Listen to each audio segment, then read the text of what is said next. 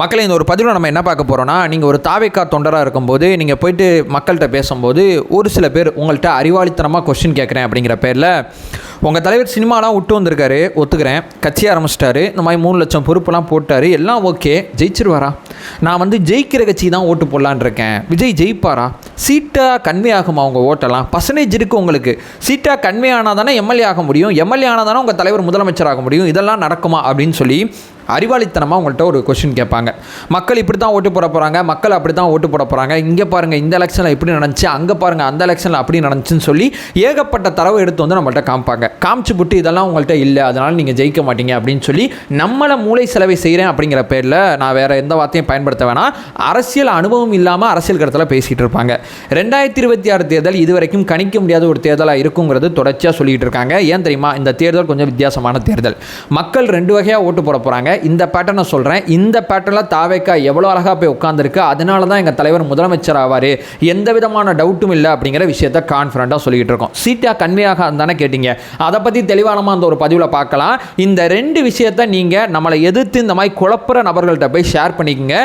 One by ஒன்றா தெளிவானமாக பார்க்கலாம். உற்சாக வணக்கங்கள், வாங்க பதிவுக்குள்ளே போகலாம். முதல் விஷயம் மக்களே, ஓட்டு போடுற மக்களை நான் 2ஆக பிரிச்சுக்கிறேன். இது வரைக்கும் ஓட்டு போட்டவங்க, இப்போ புதுசாக ஓட்டு போடுறவங்க, இதானே 2 வகை கண்டிப்பாக எல்லா எலெக்ஷன்லையும் இருக்கும்ல, அந்த மாதிரி ஒரு பேட்டர்ன் தான் இந்த எலெக்ஷனில் இருக்க போகுது. இது வரைக்கும் ஓட்டு போட்டவங்கள பின்னாடி பேசுவோம், இப்போ புதுசாக ஓட்டு போடுறவங்கள முதல்ல எடுத்துப்போம். இவங்க மத்தியில் போயிட்டு ஒரு 4 பேரை நிப்பாட்டி யாருக்கு ஓட்டு போடுறீங்க அப்படிங்கிற உங்கள் கொஸ்டினை போய் நீங்கள் கேட்டிங்கன்னா, திமுக கூட்டணிக்கா அப்படின்னு ஒரு பக்கம் கேட்குறீங்க. இந்த பக்கம் திரும்பி பார்த்தீங்கன்னா அதிமுக நம்ம சொல்ல வேணாம், பாஜக மற்றும் பலர் இருக்காங்கல்ல, அவங்களுக்கு ஓட்டு போட போகிறீங்களான்னு போய் கேட்குறீங்க. இந்த பக்கம் திரும்பி பார்த்தீங்கன்னா சீமானனுக்கு ஓட்டு போட போகிறீங்களான்னு கேட்குறீங்க. இந்த பக்கம் திரும்பி பார்த்து விஜயண்ணாக்கு ஓட்டு போட போறீங்களான்னு கேட்குறீங்க. அந்த 18 வயசில் இருக்கக்கூடிய யங்ஸ்டரோட தேர்வு எதுவாக இருக்கும்? நியாயமாக பேசணும். ஒரு 100 பேர்ட்ட கேட்டிங்கன்னா 90% பேர் விஜயண்ணாக்கு தான் ஓட்டு போடுவேன் அப்படிங்கிற விஷயத்த சொல்லுவாங்க. ஸோ புதுசாக ஓட்டு போடுற கேட்டகரியில் பெரிய சோய்ப்பு தாவேக்கா பண்ணுங்கிறது அத்தனை பேர், எங்களை விமர்சிக்கிற அத்தனை பேருக்குமே தெரிஞ்ச ஒரு தகவலாக இருக்கும். ஏன் இதை உறுதிப்படுத்துகிறாங்கன்னா, மொத்த பேரும் சோஷியல் மீடியாவில் இருக்கான், அதான் உண்மையான விஷயம். அந்த யங்ஸ்டர் கூட்டம் அத்தனை பேர் ஏதோ ஒரு சோஷியல் மீடியா, ஒரு ட்விட்டராக இருக்கலாம், இன்ஸ்டாவாக இருக்கலாம், யூடியூப்பாக இருக்கலாம், இல்லை எல்லா பிளாட்ஃபார்ம்லையும் இருக்கக்கூடியவங்களாக இருக்கலாம். இந்த மாதிரி சோஷியல் மீடியாவில் அந்த யங்ஸ்டர் தன்னுடைய விருப்பத்தை தெரிவிச்சுக்கிட்டே இருக்கான். ஒவ்வொரு இடத்துலையும் ஒரு கொண்டாட்டத்துக்கு போகிறான்னா அந்த கொண்டாட்டத்தில் விஜயண்ணாவை சேர்த்துக்கிறான். ஒரு மலையண்ணானா அங்கே விஜயண்ணா, ஒரு ஃபங்க்ஷனுக்கு போகிறானா அங்கே விஜயண்ணா, ஒரு ஃபங்க்ஷனில் ஒரு பாட்டு போட்டு ஆடணுன்னா அது விஜயண்ணாவோட பாட்டை போட்டு ஆடுறான், தாவேக்காவோட சாங்கை போட்டு அவன் கொண்டாட்டம் பண்ணுறான். நியூ இயர் அன்னைக்கு விஜயண்ணாவை சொல்லி செலிப்ரேட் பண்ணுறான். ஸோ இந்த யங்ஸ்டர் கூட்டம் முழுக்க விஜயண்ணா தான் தீர்வு. அவரை பற்றி எங்களுக்கு தெரியும், நீ என்ன வேணால் சொல்லு, அவர் எங்களுக்கு நல்லது பண்ணுவாருங்கிறத கான்ஃபிடண்ட்டாக நம்புறாங்க. இந்த யங்ஸ்டர் கூட்டத்தை பற்றி நம்ம கவலைப்பட வேண்டிய அவசியம் இல்லை. இப்போ 2வது ஒரு பேட்டர்ன், நீங்கள் சொல்கிறபடி இந்த பேட்டர்ன் ஒரு டஃப்பான பேட்டர்ன் தான், ஆனால் இந்த மாதிரி இருக்க வாய்ப்பு இருக்குது அப்படிங்கிறத நான் சொல்கிறேன். இவங்களாம் என்ன சொல்லுவாங்கன்னா, விஜய் தனியாக இப்போ இருக்காருங்க, இவர் கூட இப்போ யாரும் கூட்டணிக்கு வரல, ஒரு பக்கம் திமுக கூட்டணி, ஒரு பக்கம் பாஜக மற்றும் பலர் இருக்காங்க, ஒரு பக்கம் நாத்தாக்கா இருக்காங்க, நாத்தாக்காவை தள்ளி வச்சிருங்க, நம்ம பின்னாடி வருவோம். இந்த 2 பேர் இருக்காங்க, இவங்க 2 பேருக்குள்ள 2 கட்சி சண்டை கிடையாது, 2 கூட்டணி சண்டை நடந்துகிட்டு இருக்கு. நீங்கள் தனியாக தானே இருக்கீங்க, அதனால தான் எங்களுக்கு ரொம்ப டவுட் வருது, உங்களுக்கு ஓட்டு போடலாமா வேணாமா அப்படிங்கிற டவுட்னு சொல்லி இதுவரைக்கும் ஓட்டு போட்டவங்க யோசிக்கக்கூடிய ஒரு விஷயத்த சொல்கிறேன். ஆக்சுவலாக பார்த்தீங்கன்னா, தலைவர்கள்லாம் ஒரு பக்கம் இருக்கலாம், தொண்டர்கள்லாம் ஒரு பக்கம் இருக்காங்கங்கிற பேசிக்கான அண்டர்ஸ்டாண்டிங் முதல்ல வந்துருங்க அப்படிங்கிறதான் யதார்த்தமான ஒரு உண்மையை நான் முதல்ல உங்கள்கிட்ட ஷேர் பண்ணிக்கிறேன். இப்போ நீங்கள் என்ன சொல்கிறீங்க? திமுக கூட்டணியாக இருக்குது, பாஜக கூட்டணியாக இருக்குது, நாத்தாக்கா தனியாக இருக்குது, நீங்கள் தனியாக இருக்கீங்கன்னு சொல்கிறீங்க. இப்போ திமுக கூட்டணி எடுத்துக்கலாம்.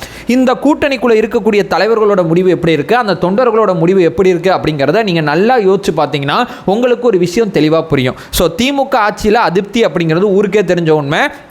ஒரு ஆட்சி நடந்தாவே அந்த ஆட்சி மேலே ஒரு அதிருப்தி சதவீதம் எப்போதுமே இருக்கும். திமுக அதிருப்தி அப்படிங்கிறது இந்த தேர்தலில் எதிரொலிக்கும். அதில் உங்களுக்கு எந்த விதமான மாற்று கருத்தும் இல்லைல்ல. அந்த வாக்கு தாவேக்காக்கு வர்றதுக்கு ஏராளமான வாய்ப்புகள் இருக்குது. முதல் பேட்டனா. இப்போ 2வது ஒரு விஷயம், திமுகவோட கொள்கையை பிடிச்சி திமுகவை ஆதரிக்கக்கூடிய நிறைய பேர் இருக்காங்க. ஆனால் திமுக கொள்ளை அடிக்கிறது பிடிக்காம நிறைய பேர் இருப்பாங்க. திமுக தொண்டர்களே சொல்கிறேன், திமுகவோட கொள்கை எனக்கு பிடிக்கும், மாநில சுயாட்சி பேசுவாங்க, மதச்சார்பற்ற எல்லாமே ஓகே, ஆனால் சில செயல்பாடுகளில் இவங்க முரண்பட்டிருப்பாங்க. அவங்களுக்கு அன்னைக்கு வேற எந்த ஆப்ஷனும் இல்லாமல் திமுகவை கொண்டாடிட்டு இருப்பாங்க, வேற வழி இல்லாமல் கொண்டாடிட்டு இருப்பாங்க. உதாரணத்துக்கு நம்ம கட்சியில் பயணிக்கக்கூடிய பல பேர் பார்த்தீங்கன்னா இதற்கு முன்னாடி திமுக இருந்தவங்க தான், திமுக கொள்கையை பிடிச்சிருந்தவங்க தான். ஆனால் அந்த கொள்கையை அவங்க செயல்படுத்துறாங்களான்னு கேட்டிங்கன்னா மிகப்பெரிய கேள்விக்குறி. இன்னைக்கு விஜய் அவர்கள் பார்த்தீங்கன்னா டெல்லி போகும்போது கருப்பு சட்டை போட்டு போறாரு. பாஜக அவ்வளோ குடைச்சல் கொடுத்தாலும், என்னப்பா எனக்கு குடைச்சல் கொடுத்தா நான் பின்வாங்கிடுவேன் நினைக்கிறியா அப்படின்னு சொல்லி கேட்குறாங்க. எந்த விதமான ரைடு விட்டாலும் அவர் வந்து தடுமாற மாட்டாரு.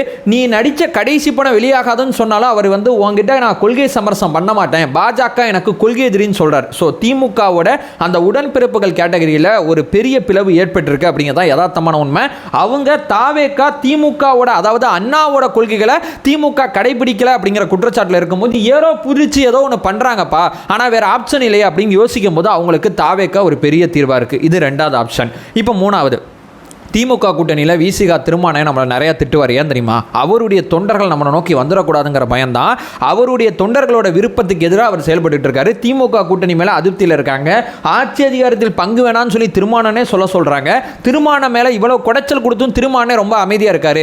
திருமான வேணா திமுகவோட இருக்கலாம், திருமானாக்கு பின்னாடி இருக்கக்கூடிய சில பேர் வேணா திமுகவில் இருக்கலாம், ஆனால் திருமானாவை நேசித்த பல பேர், நான் உட்பட பல பேர் திருமானாவை நேசிச்சாங்க. அத்தனை பேர் இன்னைக்கு தாவேகா பக்கம் போனால் சரியா இருக்கும். ஏன் தாவேகாவுக்கும் நமக்கு என்ன கொள்கை முரண்பாடு இருக்கு? தாவேகாவும் பாஜக எதிர்க்குது, நம்மளும் பாஜக எதிர்க்கிறோம், என்ன பஞ்சாயத்துன்னு சொல்லி விசிகால இருக்கக்கூடிய தலைவர் திருமாவர்களை தாண்டி அங்க இருக்கக்கூடிய தொண்டர்கள் யோசிக்க ஆரம்பிச்சிட்டாங்க. இது மூணாவது. இப்ப நாலாவது ஒரு விஷயத்துக்கு வருவோம். காங்கிரஸ்ல இன்னைக்கு அவங்க கூட்டணிக்கு வராங்க வரல அதெல்லாம் ரெண்டாவது. ஆட்சி அதிகாரத்தில் பங்கு அப்படிங்கிற ஸ்டேட்மெண்ட்டை தலைவர் விஜய் அவர்கள் சொன்ன பிறகு விஜயண்ணா பக்கம் போனா நல்லா இருக்குங்கிறத வெளிப்படையா காங்கிரஸோட நிர்வாகிகள் பேச ஆரம்பிச்சிட்டாங்க.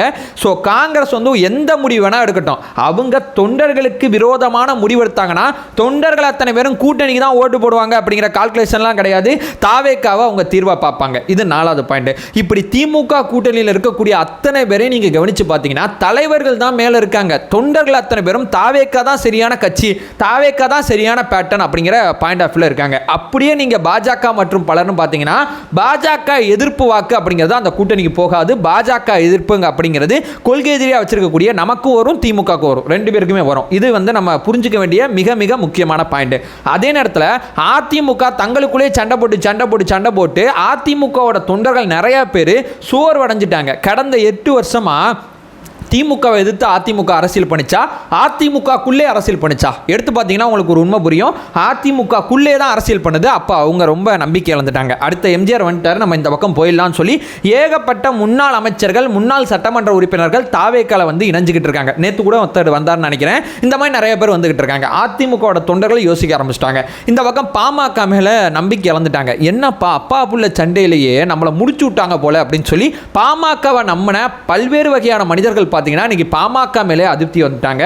தேமுதிக எடுத்துக்கிட்டீங்கன்னா என்னப்பா இந்த அம்மா விஜயகாந்த் மாதிரி நம்ம நம்பணும், எனக்கு ஏதோ சரியா இல்லையே, விஜயகாந்தை விட்டுட்டோம், விஜயை விடக்கூடாதுன்னு சொல்லி தேமுதிகவில் இருக்கக்கூடிய தொண்டர்கள் வெளிப்படையாக பேசுறது உங்களுக்கு அத்தனை பேருக்கும் தெரியும். ஸோ கட்சியோட தலைவர்கள் வேணா இந்த பக்கம் 10 பேர் நிற்கலாம், அந்த பக்கம் 10 பேர் நிற்கலாம். இங்கே தலைவர் விஜய் அவர்கள் ரொம்ப தெளிவாக இருக்காங்க. தலைவர்கள் ஒரு பக்கம் இருந்தாலும் தலைவர்களோட தொண்டர்கள் அத்தனை பேர் என் கூட தான் இருக்காங்க அப்படிங்கிற கான்ஃபிடென்ட்ல தான் 2026 தேர்தலில் நம்ம வெற்றி பெறுவோம் அப்படிங்கிற விஷயத்தை ஆணித்தரமாக நம்புறாங்க. அப்ப நாத்தாக்கா அதையும் சொல்லாம விட்டனா அதை பத்தி நான் பேச வேண்டிய அவசியமே கிடையாது. அவங்க வாக்கு வங்கியை நம்ம விழுங்கிடுவோம் அப்படிங்கிற பயத்துல தான் அந்த வாக்கு வங்கி அத்தனை பேருக்குமே விஜய் எதிர்ப்பு அப்படிங்கிற விஷயத்தை அவர் புகுத்தி வைக்கிறார். திமுக வேணா, அதிமுக வேணா, காங்கிரஸ் வேணா, பாஜக வேணான்னு சொல்ற வாக்கு வங்கி தான் என் வாக்கு வங்கி, ஆனா விஜய் வேணான்னு சொல்லணும் அப்படிங்கிறதுக்காண்டி தான் விஜய் எதிர்ப்பு அந்த வாக்கு வங்கிக்குள்ள கொண்டு வராரு. ஆனா அதை இது எல்லாமே வேணான்னு சொல்லி இந்த கட்சியை ஆதரிச்சாங்கல்ல, அவங்க அத்தனை பேருமே அதிருப்தி தெரிவிக்க ஆரம்பிச்சிட்டாங்க. ஏன் வேற எதிர்க்கணும்? என்ன பஞ்சாயத்து, என்ன பிரச்சனை? அதுவும் இந்த 4 பேரை ஏற்றதை தாண்டி விஜயண்ணாவை டெய்லி எதிர்க்கணுமா, ஏன் செய்யணும் அப்படின்னு சொல்லி அவங்களும் இங்கே யோசிக்க ஆரம்பிச்சிட்டாங்க. மாற்றம் சொல்லி இவர் பின்னாடி போனால் இவர் ஏமாற்றம் பண்ணுற மாதிரி தெரியுது, ஏதோ சம்திங் இது தப்பாக இருக்கே அப்படின்னு சொல்லி அவங்களும் யோசிக்க ஆரம்பிச்சிட்டாங்க. ஸோ ஓவராலாக எடுத்து பார்த்தீங்கன்னா நான் மறுபடியும் சொல்கிறேன், புதிய தலைமுறை வாக்காளர்கிட்ட பெரிய தாக்கத்தை ஏற்படுத்திக்கிட்டு இருக்கோம். ஒரு பக்கம் தலைவர்கள்லாம் ஒரு பக்கம் இருக்காங்க, தொண்டர்கள்லாம் ஒரு பக்கம் இருக்காங்க. இந்த தேர்தல் அதனால தான் கணிக்க முடியாத வித்தியாசமான தேர்தல். இந்த தேர்தலில் எங்கேருந்து எது உடஞ்சி தாவேக்கா பக்கம் வருங்கிறது உங்களால் கணிக்கவே முடியாது. நீங்கள் வேணால் டெம்ப்ளேட்டாக 10 கட்சி பேரை போட்டு ஒரு மேடையில் உட்கார வைக்கலாம், இந்த பக்கம் 10 கட்சி போட்டு ஒரு பக்கம் உட்கார வைக்கலாம். அந்த தொண்டர்கள் கட்டுக்கோப்பாக அந்த கட்சிக்கு தான் வாக்களிப்பாங்க அப்படிங்கிறது உங்களால் எழுதி தர முடியாது. ஏன்னா அத்தனை பேரோட பயமும் மேடையில் உட்காரும் போதே கண்ணில் நல்லா தெரியுது. நம்ம உட்காந்துருக்கோம், நம்ம பின்னாடி தொண்டர்கள் உட்காந்துருக்காங்களா அப்படிங்கிறதா அந்த தலைமையோட மிக முக்கியமான கேள்வியாக இருக்கு. ஏன்னா தொண்டர்கள் அத்தனை பேரும் நான் முன்னாடி சொன்னபடி இவரை ஏன் எதிர்க்கணும் அப்படிங்கிற கொஸ்டின் அவங்கள்ட்ட இவங்களால ஸ்ட்ராங்காக ரெஜிஸ்டர் பண்ணவே முடியல. இவரை தனிப்பட்ட முறையில் திட்டுறாங்க, இவர்கிட்ட அது இல்லை இது இல்லைங்கிறாங்க. ஆனால் அவர் 2 விஷயத்தை ரொம்ப தெளிவாக சொல்றாரு. அரசியல் எனக்கு இன்னொரு தொழில் கிடையாது, அது புனிதமான மக்கள் பணி அப்படின்னு சொல்லி சினிமா விட்டு வர்றேன் அப்படிங்கிற விஷயத்தை சொல்லும் போது இந்த மண்ணுக்கான கொள்கையை அவர் முன்னெடுக்கும் போது இவரை ஏன் எதிர்க்கணும் அப்படிங்கிற வலுவான காரணத்தை திமுக கூட்டணியில் இருக்கக்கூடியவங்களும் அதே நேரம் அதிமுக கூட்டணியில் இருக்கக்கூடியவங்களால சரியா சொல்ல முடியாதனால தான் என்ன பண்றது என்ன செய்யறதுன்னு தெரியாம நம்ம கையெழுத்து போடுறாங்க அந்த கூட்டணியில் இத்தனை சீட்டுன்னு, அந்த ஓட்டா அது கன்வே ஆகுமா அப்படிங்கிற குழப்பம் அவங்களுக்கு இருக்கே தவிர எங்களுக்கு இல்லை. நாங்கள் ரொம்ப தெளிவாக இருக்கோம். அதனால தான் சொல்கிறோம், கான்ஃபிடண்டாக இருங்க, வெற்றி நிச்சயங்கிறது எங்கள் தலைவர் அடிக்கடி சொல்கிறதுக்கு என்ன காரணம்னா, இதெல்லாம் இருக்குதுப்பா அந்த தேர்தலில், நீ ஒரு அளவுகோல் வச்சுக்கிட்டு இந்த அளவுகோலுக்குள்ளே இந்த தேர்தல் இருக்கணும்னு நீங்கள் எதிர்பார்த்தீங்கன்னா இந்த தேர்தல் இந்த அளவுகோலை மாற்றக்கூடிய தேர்தல் அப்படிங்கிறத நான் சொல்ல வர்றது. அதை சொல்லிட்டு இந்த பதிவை நான் என் பண்ணிக்கிறேன். நம்ம சேனலை ஃபர்தராக ஃபாலோ பண்ணிங்கன்னா பொலிட்டிக்கல் சார்ந்து மிக முக்கியமாக பல்வேறு விதமான விஷயத்தை தொடர்ச்சியாக பார்த்துட்டு இருக்கோம். தாவேக்கா சார்ந்து ஏராளமான விஷயத்தை நம்ம தொடர்ச்சியாக பேசிகிட்டு இருக்கோம். நம்மளோட ஒரே இலக்கு அறியாமை அகற்ற வேண்டும், அறியாமை அகற்றப்பட வேண்டும். Thank you so much.